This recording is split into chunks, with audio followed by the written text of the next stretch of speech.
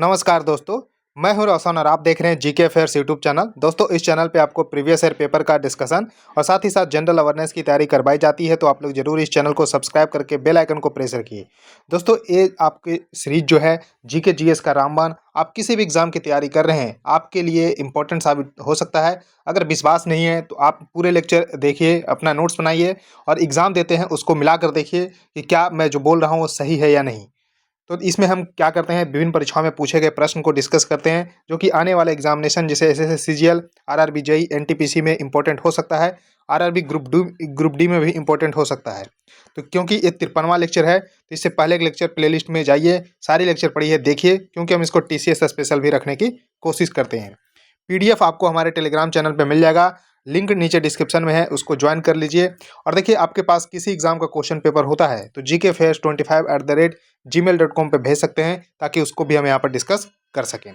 तो देखिए, question number 772 है। जी हाँ, 772 नंबर क्वेश्चन आपके सामने है, जो कि डीटीसी मैनेजर, जो कि डीएसएसपी के द्वारा करवाया जाता है। उसमें 25 सितंबर 2023 को सेकंड शिफ्ट में क्वेश्चन पूछा गया था कि हमारे सौर मंडल में, देखिए, सोलर सिस्टम में किस ग्रह को लाल ग्रह के नाम से जानते हैं, यानी कि red planet in our solar system is called. तो मंगल ग्रह को इसका सही उत्तर होगा।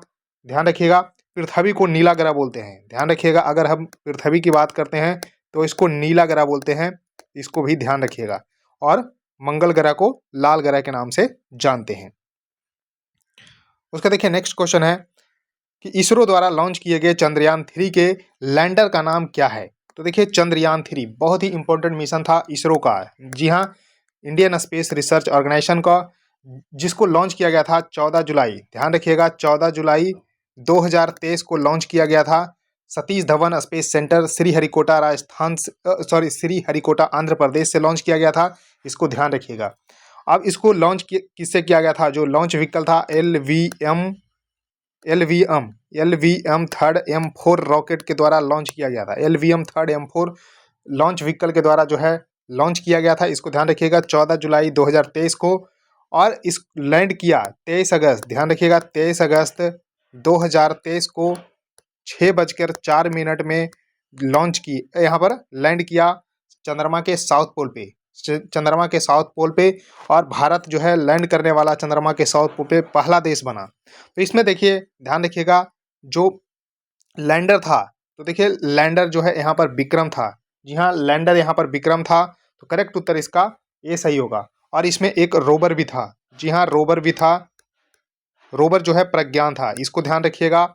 और ऑर्बिटर चंद्रयान 2 का ही यहाँ पर काम कर रहा है, तो इस तरह से इसको थोड़ा सा ध्यान रखिएगा। अब देखिए, 23 अगस्त को 2024 से राष्ट्रीय अंतरिक्ष दिवस भी मनाया जाने लगा। और जहां पर लैंड किया 6:04 में चंद्रयान 3, शिव शक्ति पॉइंट नाम जो है दिया गया। और चंद्रयान 2 जहां पर क्रैश किया था उसको तिरंगा पॉइंट नाम दिया गया। तो इस तरह से थोड़ा सा जरूर ध्यान रखिएगा। अब देखिए, क्वेश्चन है कि सांची का स्तूप निम्नलिखित में से किस धर्म से संबंधित है। तो देखिए, सांची का स्तूप सबसे पहले है कहाँ पर? तो मध्य प्रदेश में स्थित है, इसको ध्यान रखिएगा। और ये बौद्ध धर्म से संबंधित यहाँ पर है, तो करेक्ट उत्तर इसका बी सही होगा। बुद्धिज्म से संबंधित है, इसको जरूर ध्यान रखिएगा। तो करेक्ट उत्तर इसका बी सही हो जाएगा।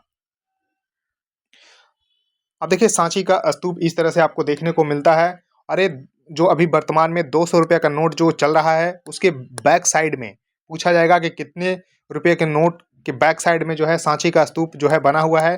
तो 200 रुपये के जो नोट है उसके बैक साइड में सांची का स्तूप बना हुआ है, जो कि बुद्ध धर्म से संबंधित है और ये मध्य प्रदेश में स्थित है, इसको ध्यान रखिएगा। अब देखिए, नेक्स्ट क्वेश्चन है कि सुप्रीम कोर्ट ने सभी महिलाओं को सुरक्षित और कानूनी गर्भपात का अधिकार दिया है। सर्वोच्च न्यायालय द्वारा किस संवैधानिक अनुच्छेद के तहत महिलाओं को प्रजनन, स्वायत्ता, गरिमा और निजता का अधिकार दिया है। तो देखिए, जो यहाँ पर डिग्निटी एंड जो है प्राइवेसी राइट जो दिया गया है, ये अनुच्छेद 21 के तहत, और जितने भी अधिकार है कानूनी गर्भपात वगैरह सब अनुच्छेद 21 के तहत जो है दिया गया है उच्चतम न्यायालय के द्वारा। अब देखिए, जो अनुच्छेद 21 में क्या है, protection of life and personal liberty की जो है जिक्र किया गया है, इसको जरूर ध्यान रखिएगा। अब देखिए, क्वेश्चन है कि निम्नलिखित पोषक तत्वों में से किसको बॉडी बिल्डिंग पोषक तत्व के रूप में जाना जाता है? क्या है? तो बॉडी बिल्डिंग न्यूट्रिएंट्स। तो किस न्यूट्रिएंट को? तो प्रोटीन को। इसको ध्यान रखिएगा, करेक्ट उत्तर इसका ए सही होगा। प्रोटीन इसका सही उत्तर हो जाएगा।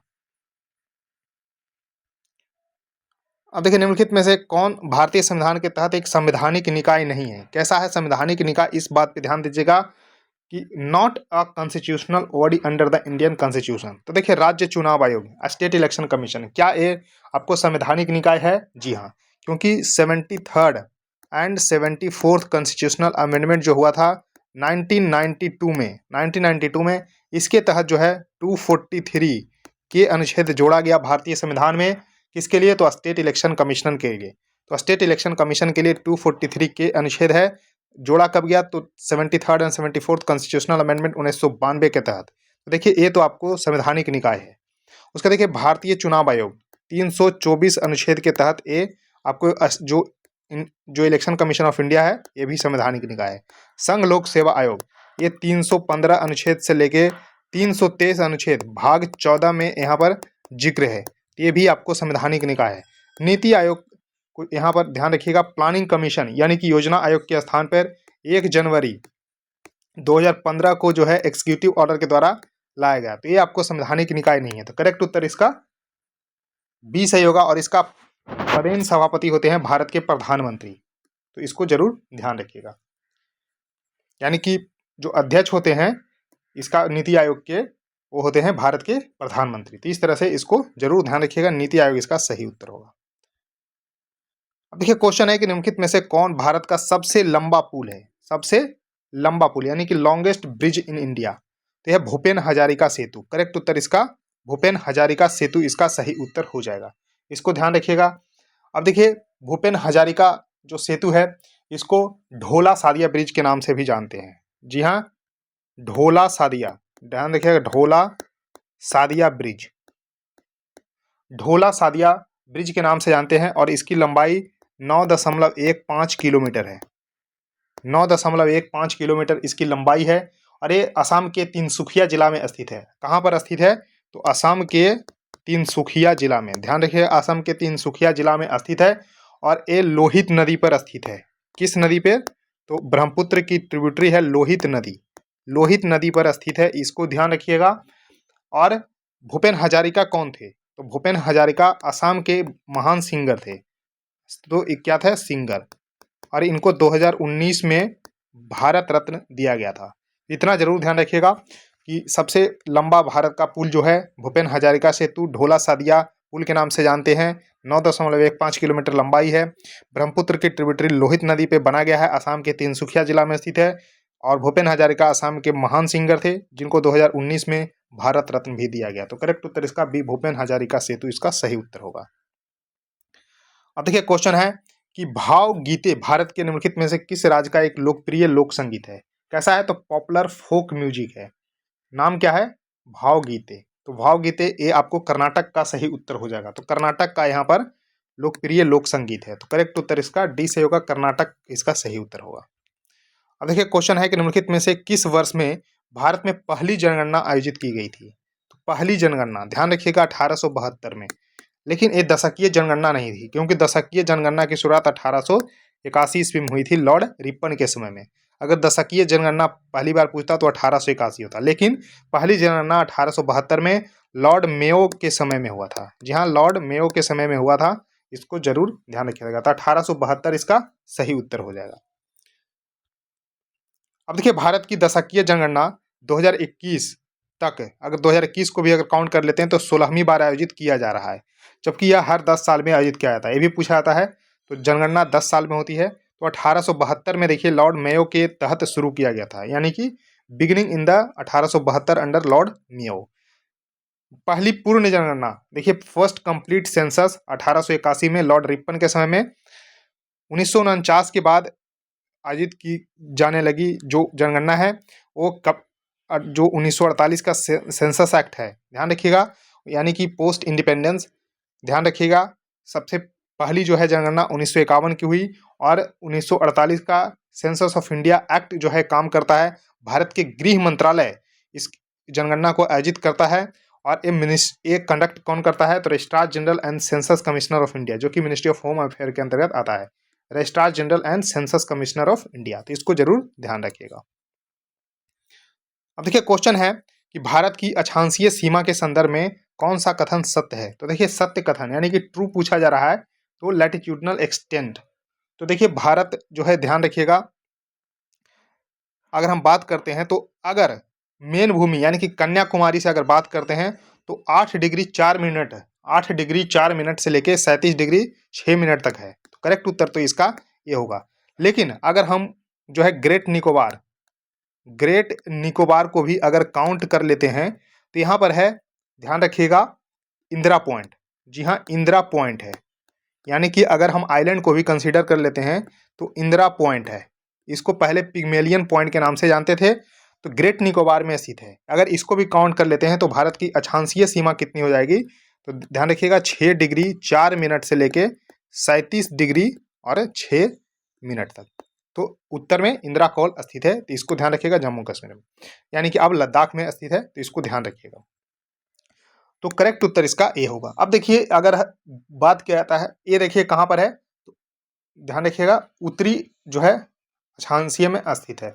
अब देखिए जो देशांतर भारत के कितना से कितना तक है, तो 68 डिग्री 7 मिनट से लेके 97 डिग्री 25 मिनट, ये जो है भारत जो है पूर्वी देशांतर में स्थित है। तो उत्तरी अक्षांश और पूर्वी देशांतर में स्थित है भारत, इसको जरूर ध्यान रखिएगा। अब देखिए क्वेश्चन है कि रजिया सुल्तान दिल्ली सल्तनत के निम्नलिखित में से किस राजवंश से संबंधित थी। नाम क्या है, रजिया सुल्तान। तो देखिए दिल्ली सल्तनत पे एकमात्र महिला, एकमात्र लेडी जो है, यहाँ पर ध्यान रखिएगा, जो यहाँ पर शासन की है उनका नाम है रजिया सुल्तान, एकमात्र, ध्यान रखिएगा। तो है स्लेव डायनेस्टी, स्लेव डायनेस्टी यानी कि गुलाम वंश, इसको ममलुक वंश भी कहते हैं, तो ममलुक डायनेस्टी भी इसका सही उत्तर होगा। इसको स्लेव डायनेस्टी के नाम से भी जानते हैं। तो मोहम्मद बिन तुगलक के द्वारा शुरू किया गया जो ममलुक डायनेस्टी है, उसी में जो है 1236 से लेके, जहाँ 1236 से लेके 1240 तक इन्होंने शासन किया है, फिर इसकी हत्या कर दी गई थी, और ये इल्तुतमिश की बेटी थी। जी हाँ, इल्तुतमिश की बेटी थी, ये ध्यान रखिएगा किनकी बेटी थी, तो इल्तुतमिश की बेटी रजिया सुल्तान, जो कि 1236 से लेकर 1240 तक जो है दिल्ली सल्तनत पे रूल किया है। ममलुक राजवंश यानी कि गुलाम वंश या फिर स्लेव डायनेस्टी की थी, ये आपको जरूर ध्यान रख लेना। अब देखिए क्वेश्चन है कि नरौरा परमाणु ऊर्जा संयंत्र निम्नलिखित में से किस राज्य में स्थित है। तो देखिए कई बार मैंने क्वेश्चन करवाए हैं कि नरौरा जो है कहाँ पर है, तो उत्तर प्रदेश में है, तो करेक्ट उत्तर इसका डी सही होगा। नरौरा उत्तर प्रदेश में स्थित है। अब देखिए भारत के जितने भी परमाणु स्टेशन है ये आपको जरूर ध्यान रख लीजिए। तो देखिए हम साउथ से शुरू करते हैं, तो देखिए तमिलनाडु में 2 है, कुंडनकुलम, ध्यान रखिएगा, कुंडनकुलम और कल्पक्कम। आंध्र प्रदेश में देखिए कोवाडा, उसका देखिए कैगा कर्नाटक में, ये VVI कर लीजिए, तो ये ध्यान रखिएगा, कैगा कर्नाटक में। अब देखिए महाराष्ट्र में 2 है, यहाँ पर ध्यान रखिएगा, तारापुर और जैतापुर। तो तारापुर और जैतापुर कई बार एग्जाम में आ चुके हैं। उसके देखिए गुजरात में सबसे ज़्यादा पूछा आता है काकरा पर, तो देखिए काकरा पर और मीठी बिरदी, तो काकरा पर ध्यान रखिएगा। उसके देखिए राजस्थान का पूछा जाता है रावत भाटा, तो रावत भाटा कहाँ पर है, राजस्थान में है। उसके देखिए नरौरा, एक जो कि क्वेश्चन में था, उत्तर प्रदेश में स्थित है, तो ये आपको जरूर ध्यान रखिएगा, इंपॉर्टेंट है। अब देखिए एक हरिपुर जो है वेस्ट बंगाल में, भी ध्यान रख लीजिएगा। अब देखिए क्वेश्चन है कि निम्नलिखित में से कौन PM विश्वकर्मा योजना का मुख्य उद्देश्य है। अब देखिए यहाँ पर पूछा जा रहा है कि मेन ऑब्जेक्टिव क्या है PM विश्वकर्मा योजना की। तो देखिए PM विश्वकर्मा योजना लॉन्च कब किया गया था, तो देखिए 17 सितंबर 2023 को, और 17 सितंबर को नरेंद्र मोदी का जो है जन्मदिन भी है, और 17 सितंबर को विश्वकर्मा दिवस भी मनाया जाता है। तो 17 सितंबर को PM विश्वकर्मा योजना जो है शुरू किया गया था 2023 में, और इसका मुख्य उद्देश्य जो है क्या है, तो पारंपरिक कारीगरों एवं शिल्पकारों का विकास, यानी कि development of traditional artisans and craftsman. तो करेक्ट उत्तर इसका डी होगा। और इसमें शामिल जो है ट्रेडिशनल जो आर्टिजन एंड क्राफ्टमैन के कुल 18 जो है व्यापारों को इसमें शामिल किया गया था। जी हाँ, 18 जो है इसमें व्यापारों में को शामिल किया गया था, इसके तहत ट्रेडिशनल आर्टिजन्स एंड क्राफ्टमैन। तो ये क्वेश्चन भी पूछे जा सकते हैं, तो 18 जरूर ध्यान रखिएगा, और इसका मेन उद्देश्य यही है। अब देखिए क्वेश्चन है कि निम्नलिखित में से कौन शास्त्रीय नृत्य तमिलनाडु से संबंधित है। अब इसको ध्यान रखिएगा, देखिए जो भारत में शास्त्रीय नृत्य है कुल मिलाकर 8 है, और इससे रिलेटेड क्वेश्चन कई बार एग्जाम में पूछे जाते हैं कि शास्त्रीय नृत्य तमिलनाडु से संबंधित है भरतनाट्यम। तो करेक्ट उत्तर इसका डी सही होगा। अब देखिए जो 8 शास्त्रीय नृत्य है इसको ध्यान रख लीजिए। देखिए भरतनाट्यम तमिलनाडु से, कथक जो है नॉर्थ इंडिया उत्तर प्रदेश से, कथकली यहाँ पर ध्यान रखिएगा ये केरल से, कुचिपुड़ी आंध्र प्रदेश से, मणिपुरी मणिपुर से, मोहिनीअट्टम जो है यहाँ पर केरल से, उड़ीसी उड़ीसा से और सतरिया असम से। सतरिया जरूर ध्यान रखिएगा ये असम से संबंधित है। अब देखिए क्वेश्चन है कि भारतीय संविधान में कितने मौलिक अधिकार है। तो देखिए मौलिक कर्तव्य भी पूछे जाते हैं, तो मौलिक कर्तव्य अभी है 11 और अभी मौलिक अधिकार कितने हैं तो 6। ध्यान देखिएगा तो 6 यहाँ यानी कि करेक्ट उत्तर इसका ए सही होगा, 6 इसका सही उत्तर हो जाएगा। अब देखिए जो 6 मौलिक अधिकार है पहले जो है 7 हुआ करते थे, लेकिन जो 1978 का जो 44वां संविधान संशोधन है उसके तहत जो है राइट टू जो प्रॉपर्टी है उसको हटाकर 300A अनुच्छेद में रख दिया गया लीगल राइट के तहत। पहले 7 हुआ करते थे, इसको ध्यान रखिएगा, लेकिन अभी पूछा है तो 6 है।